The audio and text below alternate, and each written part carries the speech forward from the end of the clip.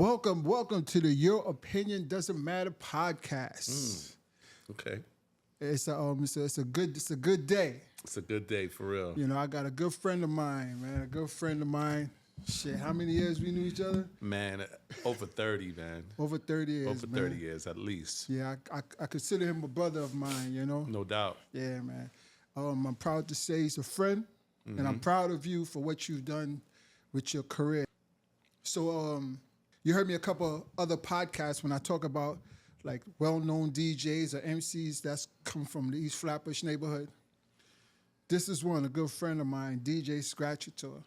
What up, y'all? What up? What up? Right. He is currently the DJ for Busta Rhymes. No doubt.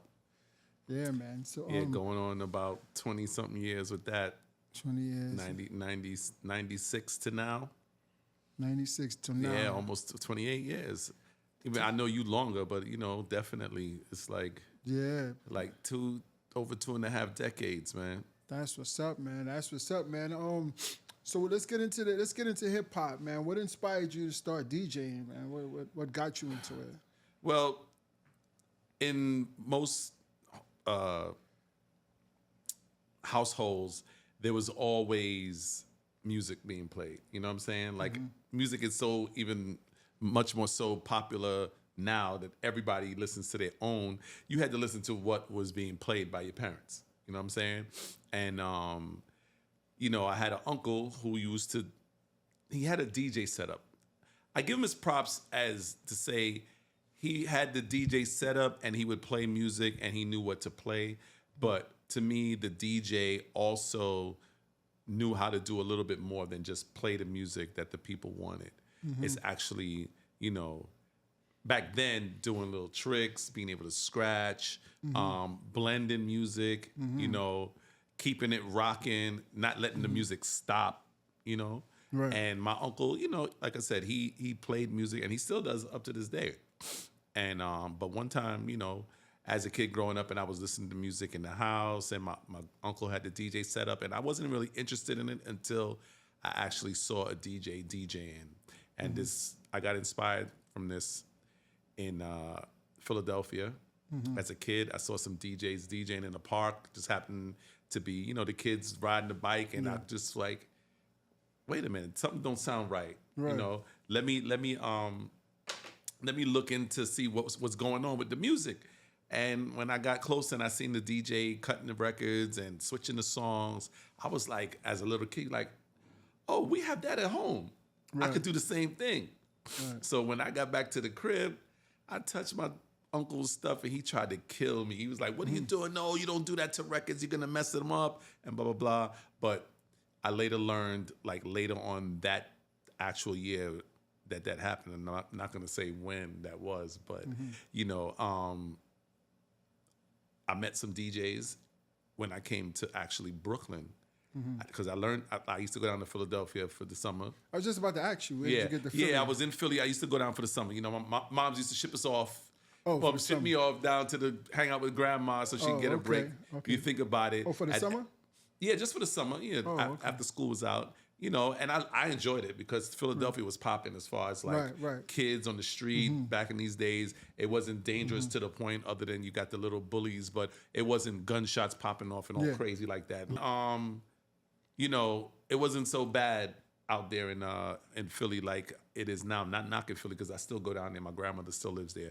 But, you know, like I said, I got to Brooklyn, met up with some DJs, and they started showing me how to do it. And after that, I loved it so much that I just wanted to be the best that I could be and better than anybody else that I knew. You know what I'm saying? So that was the motivation. How old were you when you got the bug? How old were you? 9. You was 9. 9 years old. Because when I actually met you, you was already at the beginning, already starting. Yeah, definitely. We were teenagers for sure.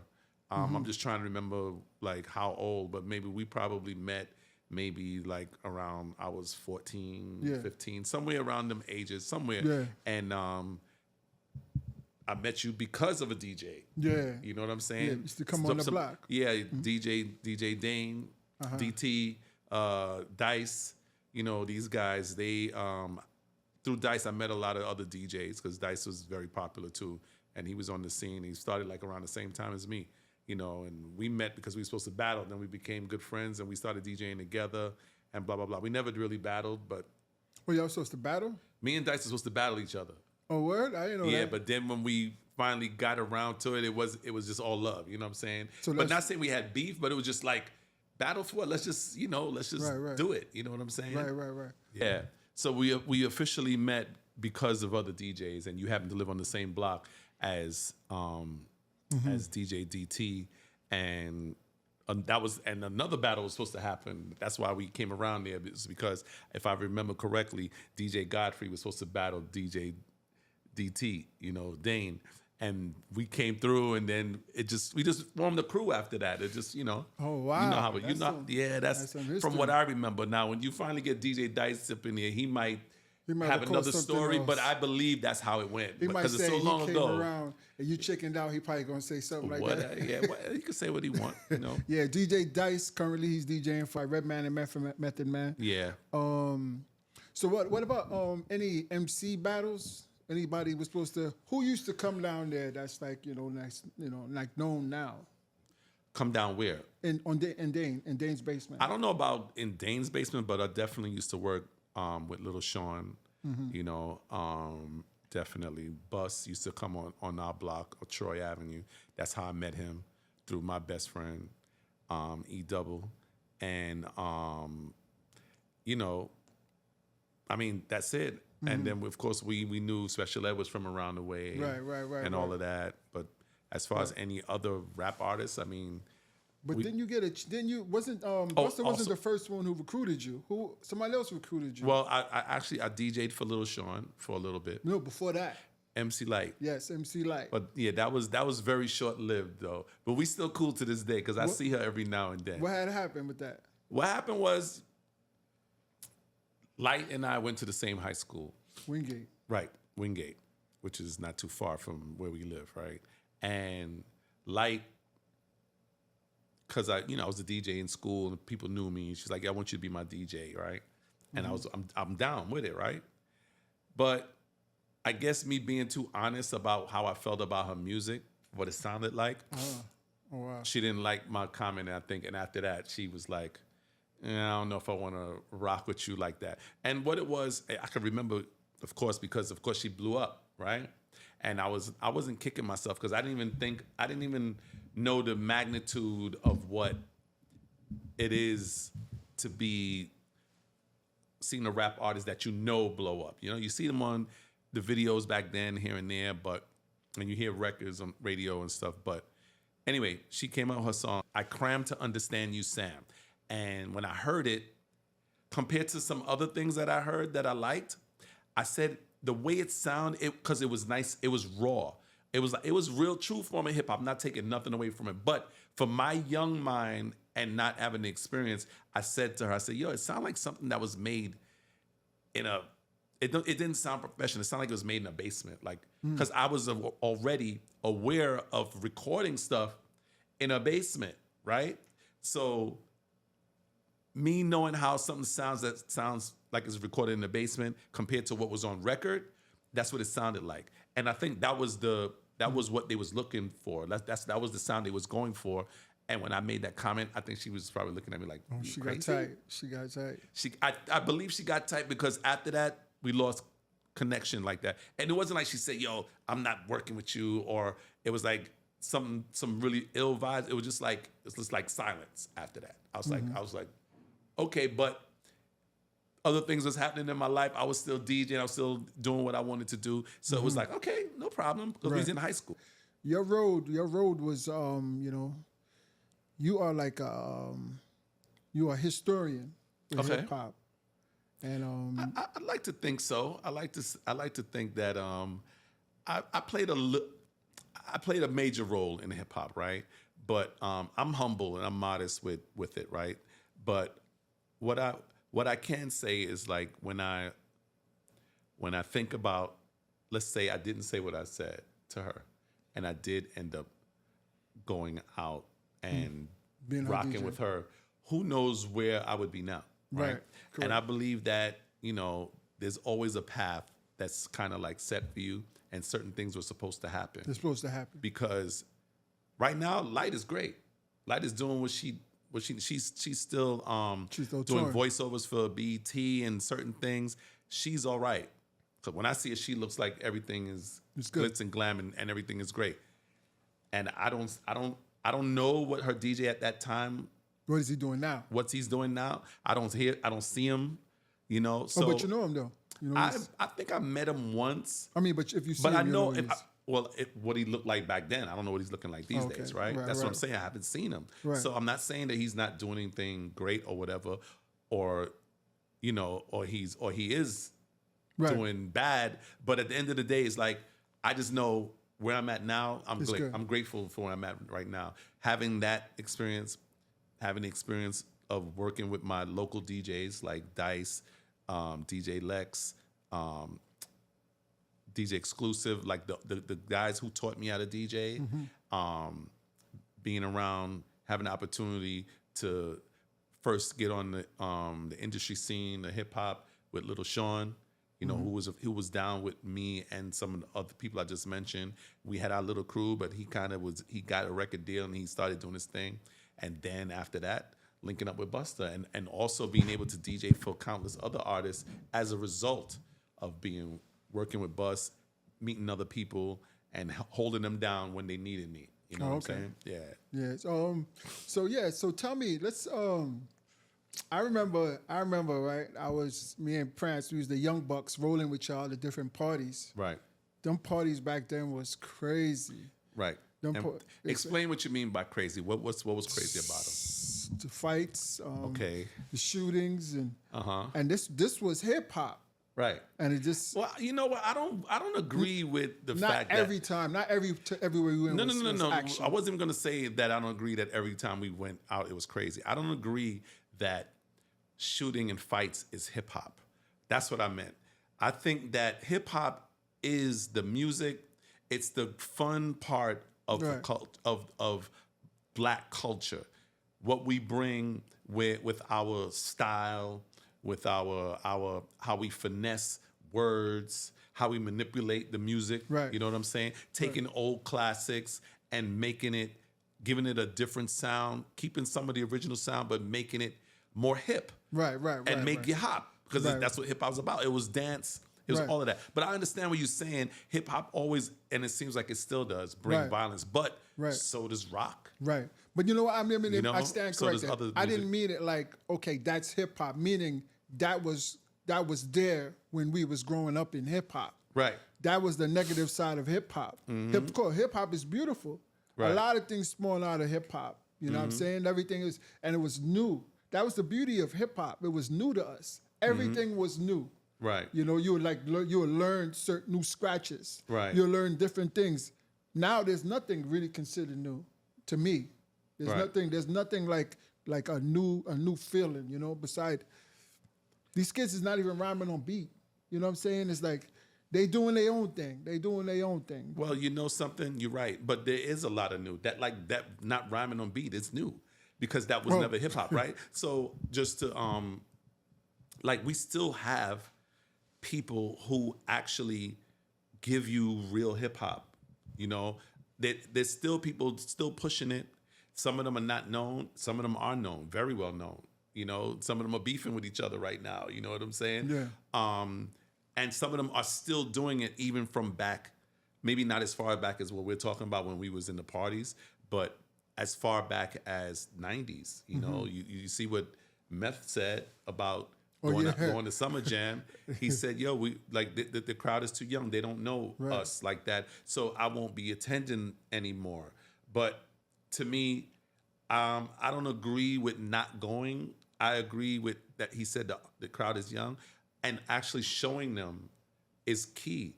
You know, we're still raising these youngins, right? The people who we consider young, who are new into hip hop or new being able to get out the house, even though kids are out of the house a lot earlier in a way. But then again, no. Right. It just depends on where you from and how your parents raised you, right? But at the end of the day, we still got to show them. We still got to talk to them. You know, even if they didn't know who Method Man was, only because they saw him on Power, when they saw him from Power, then they see him rapping, and they be like, oh, snap, he does that too? Even if they think it's new or he just trying it. Then when they do their research, they be like, oh, this guy's been around for a while. So I do believe that we still need to mix it. You know, you don't just play new music in the club. You got to play some good classic hip hop, some old school stuff, and then people can connect the dots where, oh, snap, that sounds like this new song I heard, and that's what they understand where they took this from and how they freaked it to make it sound up to date. You know what I'm saying? So I believe that we still got to mix and mingle a little bit. You know, that's how you're only going to learn the history if someone teaches it to you, shows it to you. So we can't just exit out and say, nah. We got to go there and sometimes show them, because I'm gonna tell you the truth. I was at the Summer Jam that Meth was at, right? And when you see how Meth and Red performed the songs that the kids didn't know, how in sync they were, how the songs, what they sounded like, you can understand all the words they're saying. Not saying you can't understand the new people, but again, anybody who didn't know about it, now they're like, I think I like that. Even if it's 10 out of the 10,000 people that was there. 10 people, that's 10 more fans that's going to start playing your music, that's going to start telling other people about you. So I don't think you should ever say, I won't do this or that again, unless you, like, physically you can't, or you totally against any form of music now. You know what I'm saying? Right. So do you think that radio was the cause for this? Nah, radio was doing what they've been doing. When we was growing up and we was listening to the radio and they was playing what was hot at that moment, that's what they did, right? At certain hours, right? But our radio stations, they still do it to a degree now, and a little bit, where we had the Quiet Storm, where it was all slow jams after 10 or 11 or whatever it was.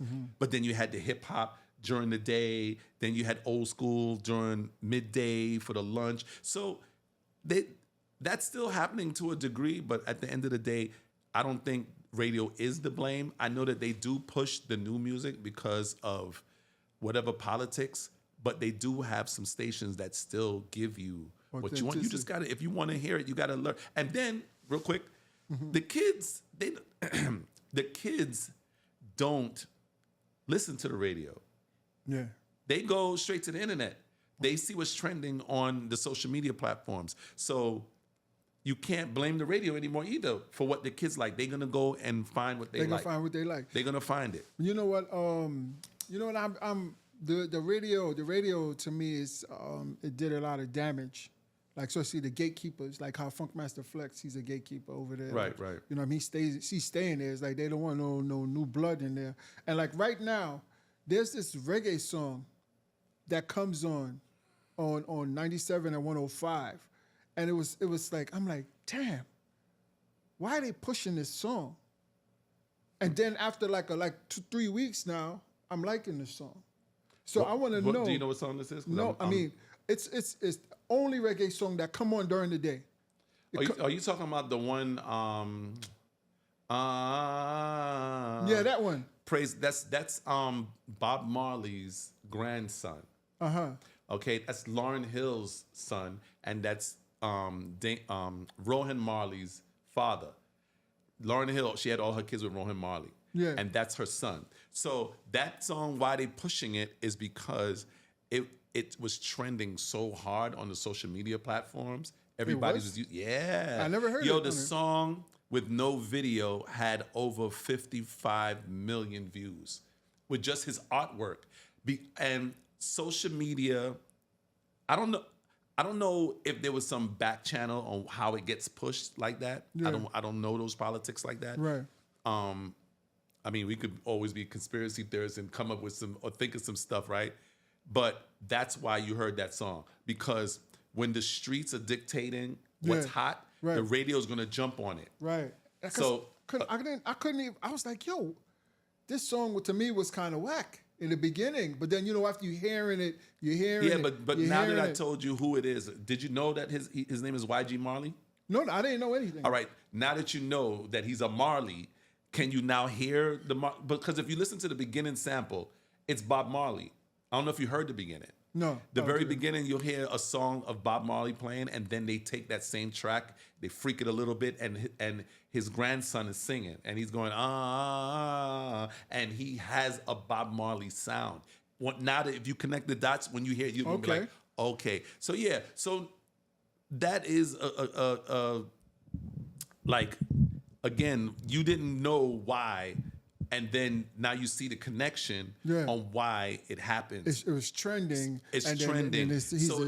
So the gatekeepers sometimes they have to conform to what the people want or what they're saying is hot. Right. You know, even if you think it's trash, it might not be trash to a couple other million people. You know what I'm saying? Right.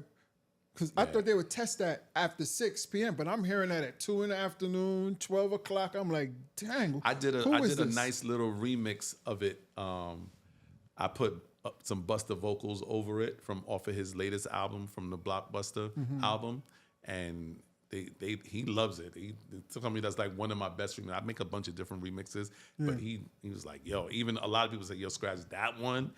And of course, it's trending. So the way the beat sounds, everybody knows where it is. If you know, you know, right? Yeah. And when you hear him on it, you're like, oh shit, I didn't know Busta did this, is on it, but he's not. I put him on it. You know? Oh, okay. Yeah. Like the remix. Well, I mean, I don't know if there's no official remix of that song. It's just the kid YG Marley. And I put it together, and it hasn't been played much. I just play it when I play it, and I gave it to Busta. And I think when he be going out, he might be making DJs. He'll play this shit. Oh, okay. You know what I'm saying? To force them to hate. Eventually, you get on it. Well, I don't know if he makes them. I think when they hear, they probably like it too. But I haven't been on the scene to see the reaction. But all I know is he said the reaction when he does play it or gets it played, they be like, "Yo, this shit is hot. Who made this?" And he like, "My DJ." Like, word. Okay. Through the years, you've been making, you're on and off with making tracks and stuff like that. You know what I mean? I liked some of your beats, but did Busta ever throw you a bone? Well, I'm not a dog, so I don't eat bones and shit. So, you know what I mean? Did Busta ever? No, know what I'm saying? Yeah, definitely. I made a track that was supposed to go on the next Flip Mode album after the first one, and I got paid for it.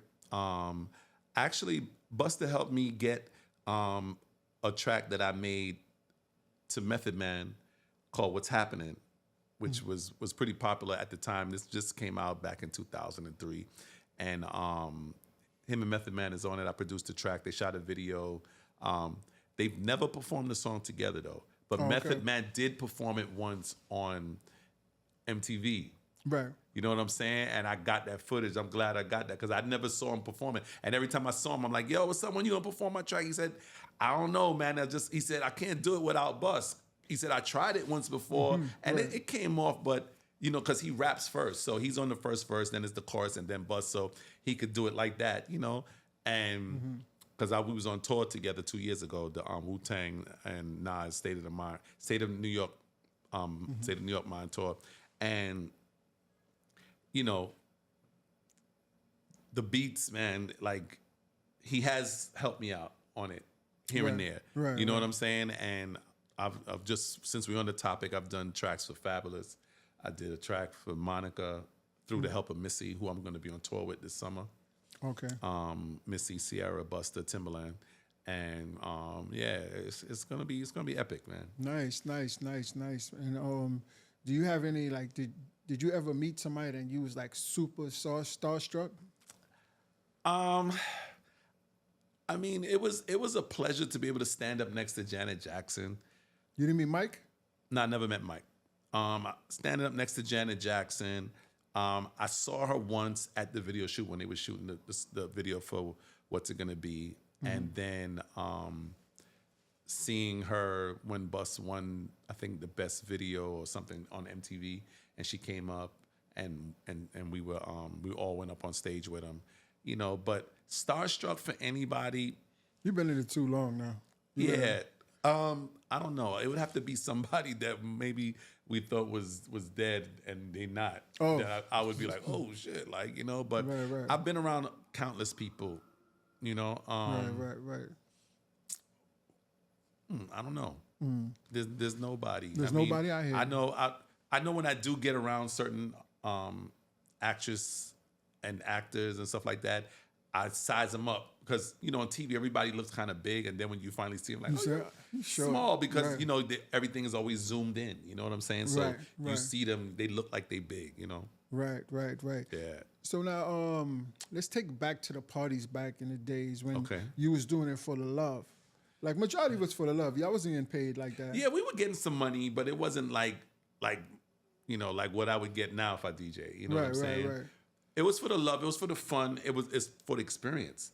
You know what I'm saying? Like, you remember after we did the parties, we would go out to go eat breakfast, and the money we made, we would spend it on everybody eating because everybody who was there with us either helped us out when we was carrying equipment or was part of making sure that nobody would mess with us, like our little own security team, our crew. You know what I'm saying? So we definitely, we did it for the love and for the fun of it.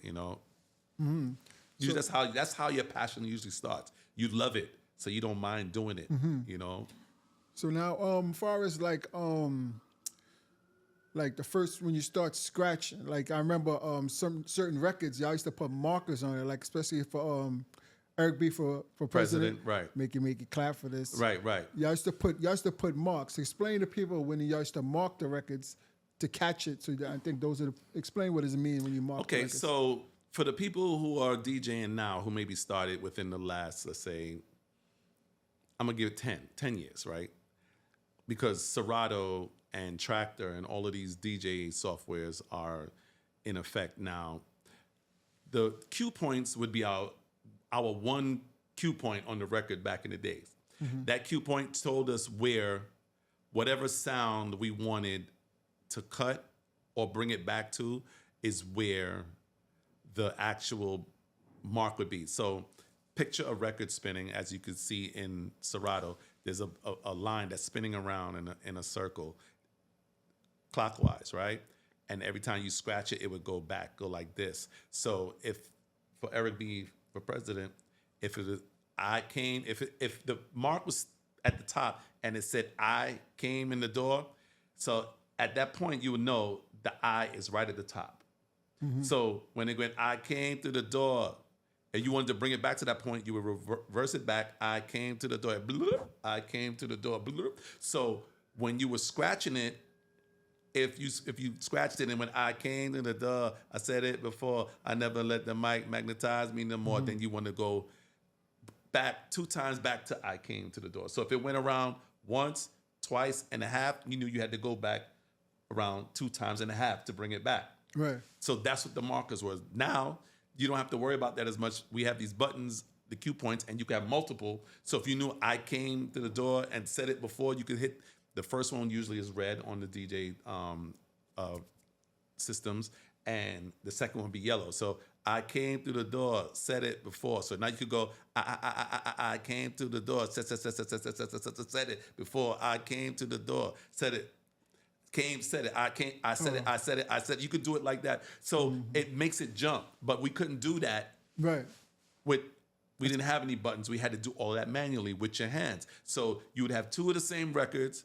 If you knew I came through the door, said it before, when the mark got, let's say it got to the bottom, you would have one turntable with it pointing up and the other one with the line pointing down. So you could cut, I came through the door, and the other turntable with the mark pointing down, said it before. So you can go, I came, I said it, I came, I said it, going back and forth.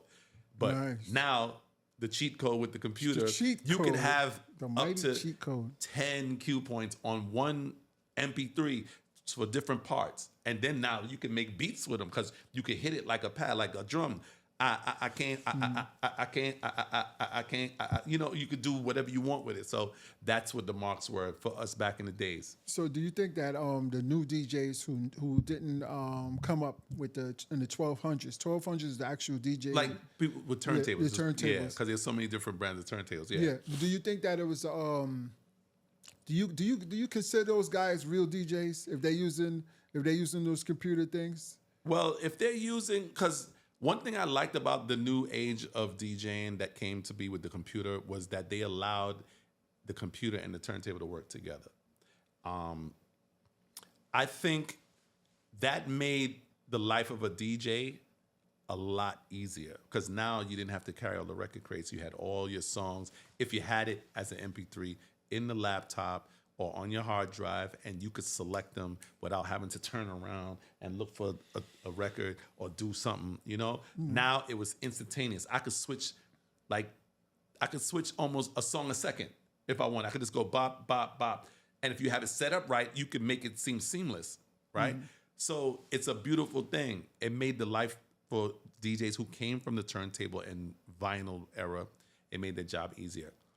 For the people who started later, who didn't know anything about turntables, because now they have these things called the controllers that have like a CD type looking setup, CD player looking setup with a mixer in the middle, and everything is combined.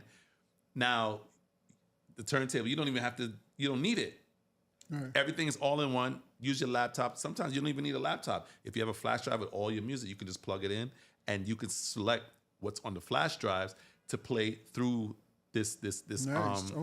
This module, like this setup. So in any case, I think that if you love DJing, you should want to know the history behind it. You might want to go and check it out, try it out, see what it took DJs before you to be able to do what you're doing now so easily, how hard it was, and appreciate.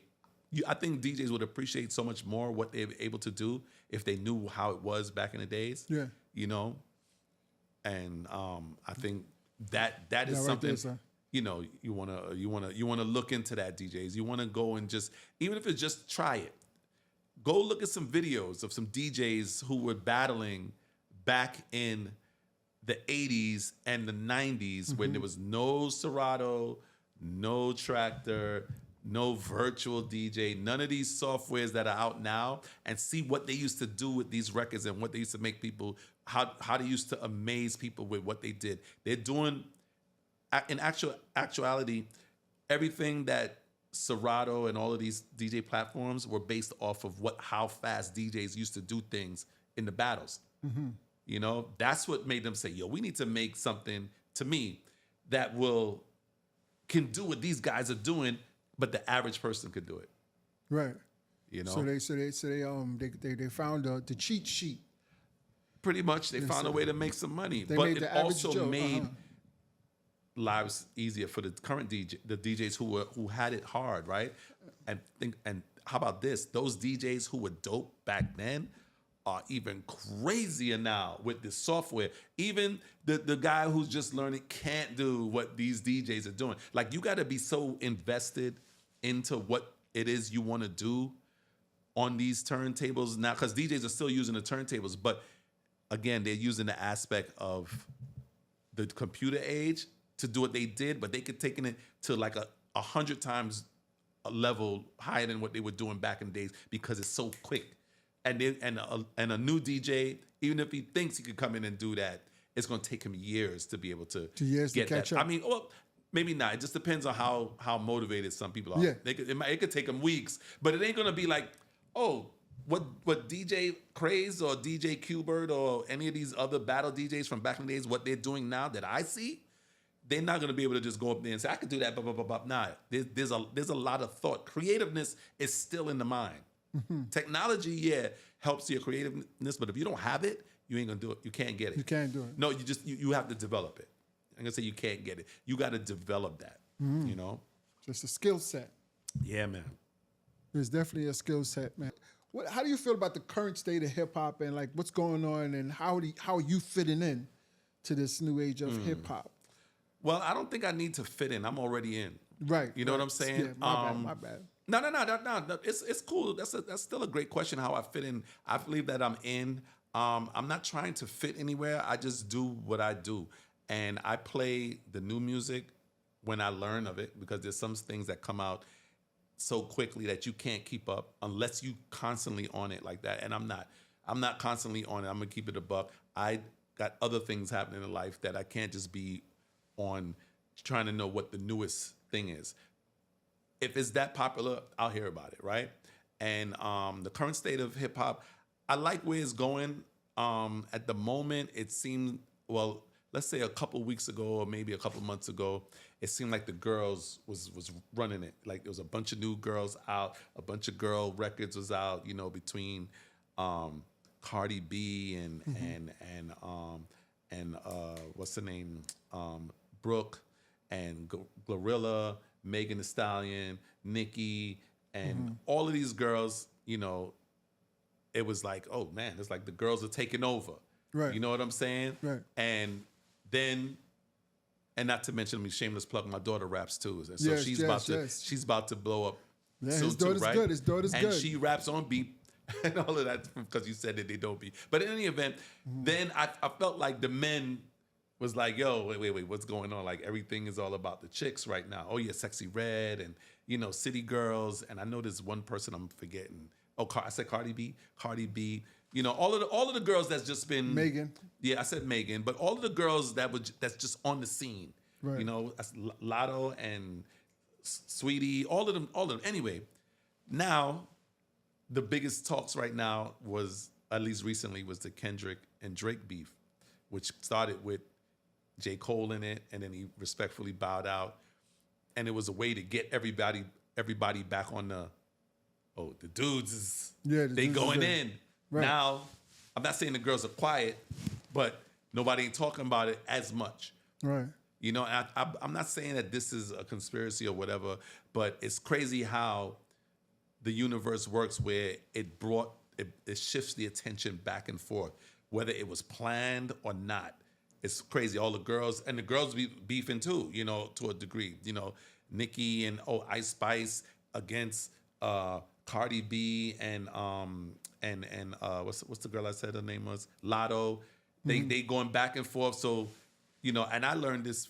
I hear about a lot of stuff through my young daughters who are following it, especially because she wants to be in the industry. And I'm gonna say she's in the industry, but at the end of the day, what it means, like, you know, she's keeping me up to speed. Yeah. And then all of a sudden, boom, somebody thinks someone said something subliminal on the guy's side, on Kendrick with and J. Cole and them, and now they going back and forth, and now that hype is going on. You know, it's just crazy to see. Right. And it's all hip hop, whether how they rapping, what kind of beats, they twerking while they battling or whatever. I'm talking about the girls, right? Of course. But at the end of the day, it's just like it's just what it is. It evolves. Think about it. Do you think? I do believe like they used to have battles back in the days. Our parents had some singers that was probably sending shots subliminally in their music at each other, or stealing somebody's flow or this and that, or hey, wait a minute, I said that in one of my songs way back that wasn't popular, but now it's popular because another person. It's so much, man. It's so much.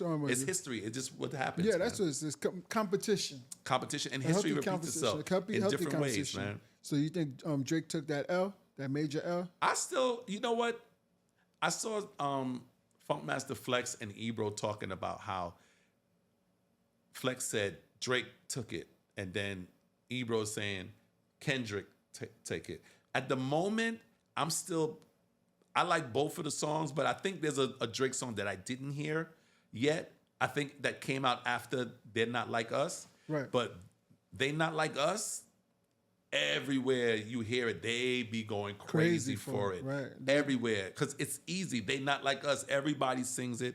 Down to last weekend, I was in Baltimore, and I played it. You know, I wasn't expecting to play music before my show, but they said, hey, play a couple songs before to do the changeover from one set to the next, to our set. And I played a couple songs, and I played that, and the crowd who was jamming to some old school music, I'm talking about singing I Want to Thank You and Before I Let Go. And I was surprised that people who was jamming on that was singing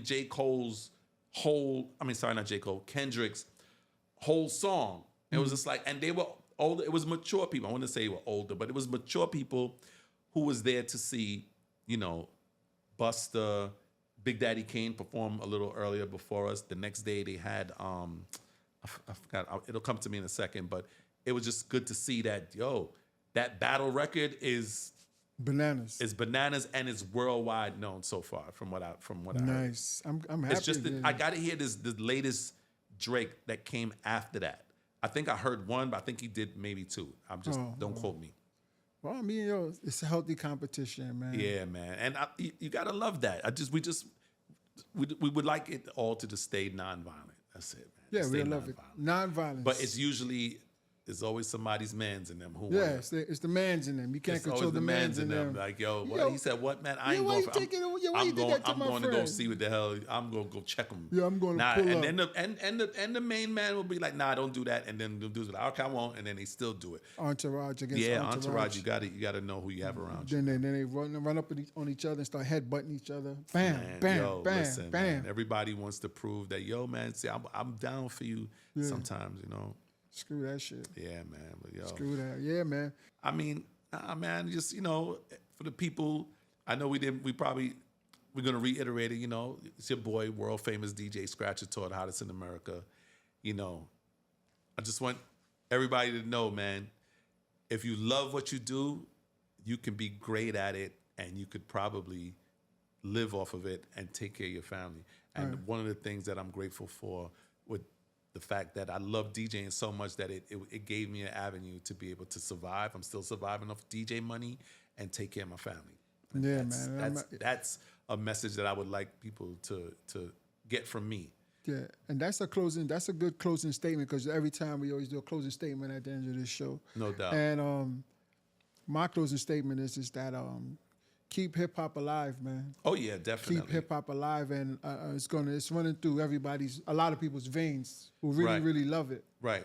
Hip hop and music in general. Music helps. What's the term? Calm the savage beast. Right. In us all, not just the person who's wilding out. Right. In us all, and so music is definitely a getaway, and we need it. You know what I'm saying? The melodies, the voices, the words, all of those things help. You need that, because a lot of times, not to cut you off, a lot of times people listen to music when they're by themselves. Yeah, music could sway you in different directions, but people got to remember that the beauty of it was to make you feel good. Exactly. And like my homeboy, you know, God rest my boy. You know, I didn't have a show since my boy passed, my boy Clinton. You know, and how long is that now? It's probably like a month and change, a month and a half or so, something like that. You know, I mean, I'm hurt that I lost my boy. Right. You know what I'm saying? And this when you're thinking about. I know him too, yeah. For y'all who don't know, I know him too, yeah. For to make me think about the hip hop, he used to love LL. When he used to when L used to take his hat off, and he said, no, when he used to put his head, my head is like a shark's fin. Right. And my boy, he used to jump off his bed and do that same dance. Word. Yo, man, I miss him, man. I love my boy, LL is a cool dude too, man. He's a cool right. guy. Speaking of him. Yeah, man. Yeah, man. So yeah, man. Again, rest in peace, my boy Clint. Yeah, rest in peace, Clint, man. The last time I saw him was at my birthday party in 2021. Yeah, man. We was on your block. Yeah, man. My old block. Yeah, your old block. Troy Avenue. Still your block, though. East Flatbush, baby. Right. So yes, and it's been a pleasure. Yo, seeing definitely, you. man. And you know, I was trying to get Spliff. Spliff was supposed to come through. Maybe Spliff gonna come through once he see this or he hear about. When I see him, I'm gonna see him this weekend. I'll let him know he can come through and talk about. Tell him hip hop. What needs to be talked about. You know what I'm saying? Right. Yeah, bro. Man. And yes, this is the Your Opinion Doesn't Matter podcast, and we are outie. We're out of here. Peace.